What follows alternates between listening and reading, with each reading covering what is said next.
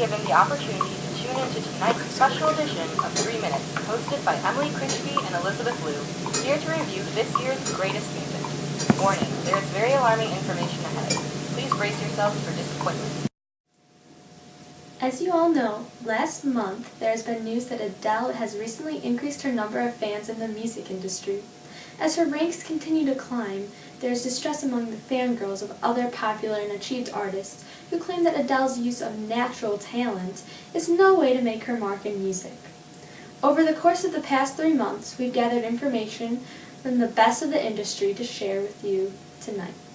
We interviewed the Director of Sound Technology at JBL and the supposed son of the co-founder of the MP3 player. And here's what they have to share with us Really, today. the most important part of music today is the ability to manipulate your voice. And I'm not speaking about manipulating your voice physically, but instead the use of auto-tune that require years of mastery and talent.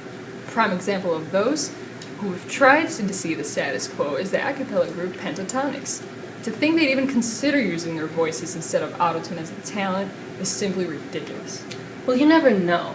What you might consider lack of talent might someday actually influence Hollywood. I think this year's highlight was Madonna's fabulous performance of Living for Love. It was especially a great element when she utilized her wardrobe to pull a stunt that was an unforgettable impact on the crowd. Can we pull up a clip at the end of this segment? It's people like her who have such an impact on today's generation. Kids from the age of 8 to 16 are being encouraged to throw that away, that conservative manner of dress, or even go as far as rebelling against parents. This is the generation that will lead us to a brighter future without constraint. You can't possibly think that stunt was intended. It was clearly a major wardrobe malfunction, if anything. It's like saying how you're spilling coffee on that purple scarf you wouldn't stop talking about was intended for. It's completely unrelatable.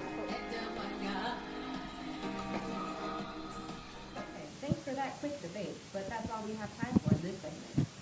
So I interviewed a former music producer who would like to keep his identity secret. He was with me to discuss his viewpoints on some of this year's best lyrics. I don't think we give enough credit to Justin Bieber, a star risen from YouTube at a young age. When listening to his music, there's never a need to ask, what do you mean? Unlike other artists, his intentions and message are completely clear. His collaboration with Cyrus has been especially successful, both working to craft the finest twerk song of the year. That's where my favorite lyrics come from. I came up in this party, time to twerk. 2 months ago, a convention was held in Las Vegas, where today's stars gathered to sign their new albums and even perform some of their hit singles.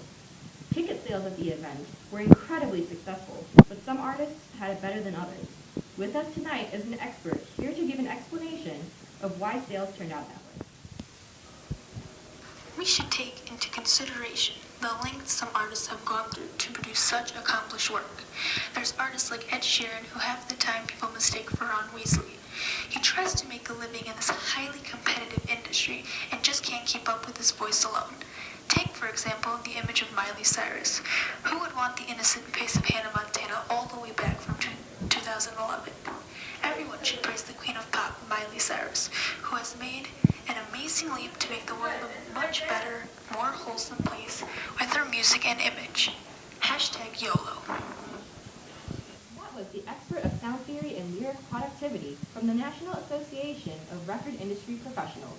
Thank you for your time. Although Adele is gaining some connection with her audience, she's a long way to go to survive in the industry. And another artist's response to this, Taylor Swift tweets on Saturday, January 17th, "Haters gonna hate, hate, hate, hate. So shake it off." Thanks for staying tuned. This has been another 3 Minutes with Emily Krischke and Elizabeth Lieu. Good night, America.